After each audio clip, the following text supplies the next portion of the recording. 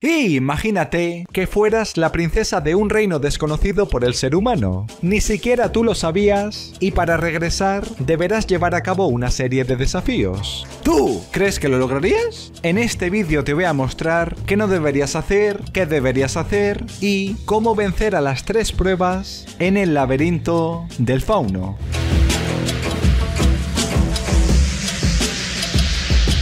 Esta es la historia del reino subterráneo, un lugar donde vivía Moana, una princesa que quería conocer el mundo de los humanos. Por eso un día escapó.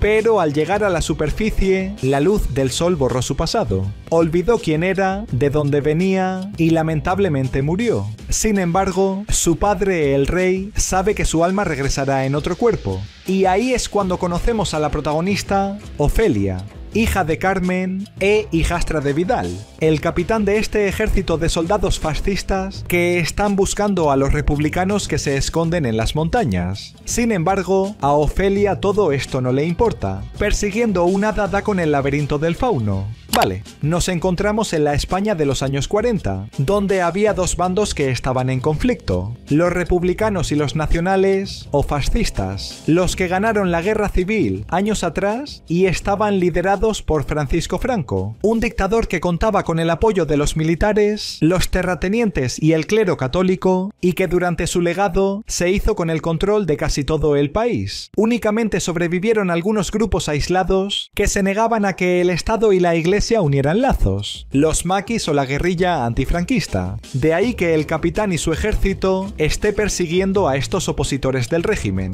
De ahí que una mujer que se casó con un republicano, como es Carmen, al morir su esposo, se volvió a casar y volvió a quedar embarazada, pero esta vez con un nacional, con Vidal. Esa era una opción de los republicanos para que no los mataran, unirse a los fascistas. Otra era escapar a países próximos como Francia o Marruecos. Y para el caso de las protagonistas que se encuentran en las montañas, concretamente en la Sierra de Guadarrama, ubicada entre las provincias de Madrid, Segovia y Ávila, desde esa ubicación los maquis, al temer que los fascistas descubrieran sus escondites, se marcharon a zonas más remotas o con terreno favorable para la resistencia, como es la Sierra de Gredos o los Montes de León. O incluso buscaban refugio en regiones con redes activas de resistencia como el norte de España, donde aún existían fuertes lazos republicanos. Eso es lo que podrían haber hecho madre e hija en vez de formar una familia con un capitán franquista. Pero bueno, siga. Por la noche algo despierta a Ofelia. Es el hada, un ser fantástico que fascina a la protagonista. Y más cuando descubre que esa criatura puede cambiar de forma y le pide que le acompañe. Le pide que vaya al laberinto, un lugar que lleva años abandonado, pero que esconde un secreto. Ahí vive el fauno, un súbdito de la princesa Moana que sabe que se ha reencarnado en Ofelia. Esta marca en el hombro lo confirma, y antes de regresar al reino subterráneo, antes de entrar por este portal, el fauno deberá asegurarse de que la princesa no ha perdido su esencia, que no se ha vuelto una mortal. Para ello tiene que pasar 3 pruebas. Tiene que leer este libro. Así el fauno desaparece, Ofelia se queda sola y las páginas del ejemplar comienzan a escribirse. Vale, basándonos en la historia de la princesa Moana y en esta escena del hada, podemos asegurar que Ofelia es una niña cambiada o changeling. Una leyenda popular europea donde un bebé hada era dejado secretamente en el lugar de un bebé humano porque sus madres eran incapaces de amamantarlos. Y para remediarlo, lo que hacían los padres era dejar al cambiado en un lugar mágico para que las hadas se lo llevaran y lo intercambiaran por el humano de nuevo. Algo que Carmen podría haber hecho con Ofelia cuando ésta fue cambiada, y así ella habría regresado al reino subterráneo. No haría falta que ahora tenga que llevar a cabo las 3 pruebas. Ahora que ella es un chanino, la hija joven de una chana, algo que Ofelia podría demostrar al fauno, según algunas leyendas, colocando una olla y cáscaras de huevo en un fuego y bebiendo de ella. Así la protagonista le enseñaría que no se ha vuelto mortal, que puede recitar esta frase, una que únicamente un chanino conocería según el folclore. Pero no, porque al día siguiente, Ofelia lee el libro mientras camina por el bosque. Así descubre que hace muchos años allí convivían humanos y seres mágicos. Todos dormían juntos bajo este árbol, que ahora se está muriendo. Un sapo monstruoso no lo deja sanar. Por eso la primera prueba de la protagonista es colocar 3 piedras de ámbar en su boca y recuperar la llave que oculta en su vientre. Así el árbol volverá a florecer. De esta forma, Ofelia entra en su interior y se adentra a través de las raíces. Al final del camino se encuentra el sapo, una criatura con una larga lengua que no le tiene miedo a Ofelia, ella tampoco. Agarra las piedras, se las entrega a la rana engañándole para que piense que son insectos, las engulle y vomita sus entrañas. Ahí está la llave. La protagonista se la lleva y supera la primera prueba. Vale. Claramente, esta prueba era una metáfora de lo que le está ocurriendo a Ofelia en la vida real. Es decir, primero el árbol era una higuera, y los higos tradicionalmente se asocian con la fecundidad y la fertilidad, que es el caso de la madre de Ofelia, que ha sido embarazada por el capitán. Pero, segundo, como ocurre con la higuera, que por culpa de un sapo se está muriendo, esta protagonista también morirá. Sapo que hace referencia al malo malísimo, que está corrompiendo a Carmen y enfermándola a causa de su maldad. De ahí que, tercero y último, Ofelia tuviera que salvar al árbol del sapo malvado, igual que deberá salvar a su madre del malvado capitán. Es decir, si la protagonista descubriera todo esto, se podría ahorrar lo que queda de película. Igual que también podría haber evitado el hecho de engañar al sapo con un insecto para que engullera las 3 piedras de ámbar, ya que estos animales, según estudios debido a su naturaleza, no reconocen a sus presas, sino que se comen cualquier cosa en movimiento pequeño y oscuro que encuentren, como las piedras. Moviéndolas en su mano, Ofelia habría conseguido de igual forma que el sapo se las tragara. Habría conseguido superar esa prueba, y a ella a las horas la encuentran en el bosque. Su ropa está manchada y eso no le gusta a su madre, que le había conseguido un vestido para una cena que el capitán había organizado. Total, que a Ofelia no le importa nada de esto. Ella quiere volver al laberinto, quiere enseñarle al fauno lo que ha conseguido, la llave del sapo. Con ella y con un trozo de tiza, la protagonista deberá superar la segunda prueba. Así que regresa a casa y abre el libro de nuevo. Sin embargo, lo único que se escribe es sangre. Me temo que su madre Carmen está a punto de perder al bebé que hay en su vientre, al bebé del capitán. Por eso la sedan y envían a Ofelia a otra habitación, a una que por la noche se le aparece el fauno, que le entrega una planta para curar a su madre y que le advierte sobre la siguiente prueba. Ahí, Ofelia será guiada hasta un lugar donde hay un ser no humano muy peligroso, tanto que ella deberá evitar comer o beber nada de lo que hay en su banquete. Deberá enfrentarse al hombre pálido, y para dar con él, Ofelia tiene que dibujar una puerta con la tiza que le dieron. Lo hace, destapa un portal y deberá completar la misión antes de que caiga el último grano de arena de este reloj. Misión que consiste en encontrar al ser mágico y con la llave que consiguió abrir esta cerradura, agarrar esta daga. Hasta ahí todo bien. El problema es que Ofelia hace lo único que tenía prohibido hacer: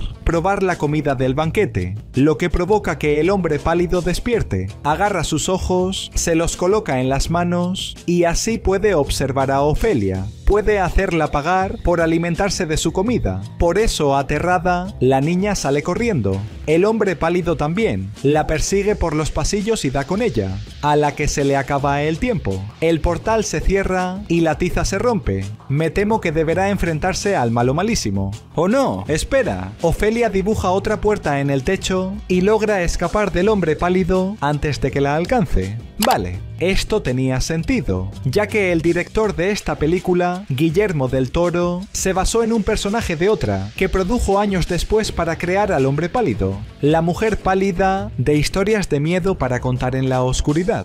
Historias que se basan en una antigua saga de libros. En uno de ellos, esta mujer atormenta a una chica en sus sueños y le advierte que el lugar donde se encuentra es malvado y que debería marcharse. Lugar que es la habitación que alquila días después. Ahí se le aparece la mujer físicamente y la chica huye tal y como le dijo ella, tal y como ha hecho Ofelia en esta escena. Igual que según el libro mencionado, podría haberse marchado de allí simplemente dejando que el hombre pálido la tocara. Que su cerebro, al recibir un estímulo externo, una respuesta fisiológica ante la percepción de un ataque, la hubiera despertado de ese sueño. Algo que suena contradictorio, pero que no tanto si consideramos la popular teoría de que todo lo que ocurre en esta película es producto de la imaginación de Ofelia para afrontar su difícil situación. De hecho, el libro en que se basa este personaje a su vez se basa en otra novela más antigua, una donde una mujer tiene sueños con una casa, a los años la compra y resulta que nada era real, que ella es un fantasma que se proyectaba astralmente mientras dormía hacia la casa y por eso soñaba con ella.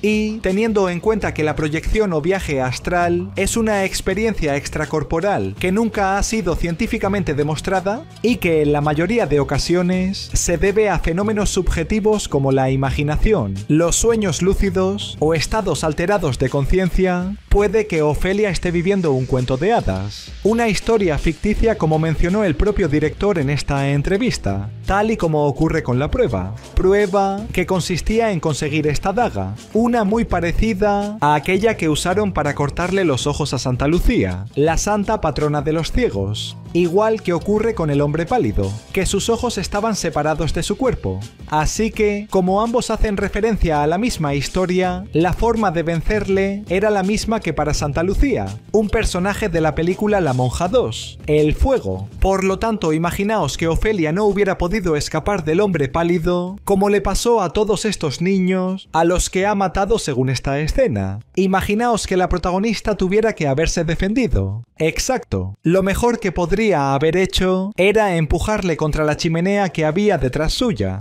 Pero bueno, no importa, porque al día siguiente, como Carmen continúa en mal estado, Ofelia coloca bajo su cama la planta que le dio el fauno para que se mejore. Y esto funciona, lo que no es un tren de los fascistas, que es bombardeado por los republicanos. Un engaño para que el capitán y gran parte de su ejército se marche del campamento y este sea atacado por los enemigos, que saquean la bodega y humillan a Vidal. Así que él y sus soldados acaban con la mayoría de republicanos. Igual que por la noche, el fauno acaba con la promesa que le hizo a la princesa, ya que descubre que ella ha incumplido las reglas al probar la comida del hombre pálido y no podrá regresar al reino subterráneo, lo que se traduce en que la madre deje de recuperarse, la planta ya no le hace efecto. Y si a eso le sumas que Carmen descubre esta raíz mágica, que se enfada con su hija por creer en cuentos de hadas y quema la planta, todo provoca que ella rompa aguas, que lamentablemente muera aunque nazca el bebé. En conclusión, nada podría salir peor. Menos mal que aparece el fauno de nuevo y le da otra oportunidad a Ofelia, la tercera prueba, aquella donde la protagonista deberá recoger a su hermano recién nacido y llevarlo al laberinto cuanto antes. Vale, recapitulemos. Esta película se llama El laberinto del fauno, ya que hay un laberinto. Pero en el largometraje únicamente se muestra la entrada, el camino principal y el centro, que es donde habita el fauno. Sin embargo, basándonos en mapas conceptuales de la película, podéis observar que este lugar es muy extenso. La cuestión es que se trata de un laberinto fácil de resolver, uno simplemente conexo, es decir, todas sus paredes están conectadas entre sí o con los límites exteriores, por lo que siguiendo una de ellas, siguiendo el contorno del laberinto, eventualmente se llega a la salida. De ahí que Ofelia siempre llegue a este pozo sin demasiado esfuerzo, que es lo que tiene que hacer ella en la tercera prueba. Pero imaginaos que el laberinto se convirtiera en un lugar sin salida, como ocurre con otros personajes del libro que se adentraron en sus muros de piedra y jamás escaparon. Imaginaos que Ofelia no pudiera salir. ¿Qué tendría que hacer? Pues tocar la flauta, ya que el dios a quien representa el fauno es Cernunnos, En el libro de la película lo confirman. Es la cabeza cornuda que adorna el arco de la entrada del laberinto. La cabeza de un dios mitad hombre, mitad cabra, que como cualquier fauno suele llevar consigo una flauta. Y su música, según la mitología española, es lo que guía a los pastores cuando se pierden. Es decir, en el caso de Ofelia, si ella fabricara una con papel, cartón, plástico o cualquier material que pueda conseguir fácilmente, el fauno siempre le podría guiar por el laberinto, aunque se negara. Incluso le podría guiar hasta el reino subterráneo, que según el libro de la película, una de sus entradas está en la parte superior del árbol del sapo. Pensad que, como se menciona al principio, el rey de ese reino abrió muchos portales por el mundo para buscar a su hija, y nunca se confirma que únicamente se mantenga abierto el del pozo del laberinto. Así la protagonista no tendría que llevar a cabo la tercera prueba. Pero no, porque en el campamento, Ofelia se adentra en la habitación del capitán y cuando éste se marcha unos minutos, agarra a su hermano pequeño, no sin antes rociar con un líquido somnífero la bebida del fascista, que cuando regresa y bebe de ese vaso, se encuentra somnoliento, lo que le impide atrapar a la niña mientras el campamento es atacado por los republicanos. Así los dos llegan hasta el laberinto, donde la protagonista corre y Vidal también. Pero para que no la alcance, las paredes del lugar se abren y permiten que Ofelia le entregue el bebé al fauno. O eso quería él. Porque la niña descubre que, para abrir el portal al reino subterráneo, se debe derramar la sangre de su hermano, lo que no está dispuesta a permitir, aunque solo sea un pinchazo. De esta forma la princesa reniega de su trono, aparece el capitán y se lleva al bebé. ¡Pumba! Mata a Ofelia, y él también muere. Al salir del laberinto le esperan sus enemigos y acaban con su vida. Tras morir, Ofelia despierta en el reino subterráneo. Resulta que la última prueba era que ella derramara su sangre en vez de la de su hermano. Y como la ha superado, vuelve a su trono Moana la princesa. Y, princesamente, esta película ha sido vencida. Esto ha sido el laberinto del fauno. Seguro que ya sabes cómo vencer las 3 pruebas. Si has llegado hasta aquí, dale like, suscríbete y ponme recomendaciones en los comentarios. En el próximo vídeo más, pero no mejor, porque eso es imposible. ¡Venga!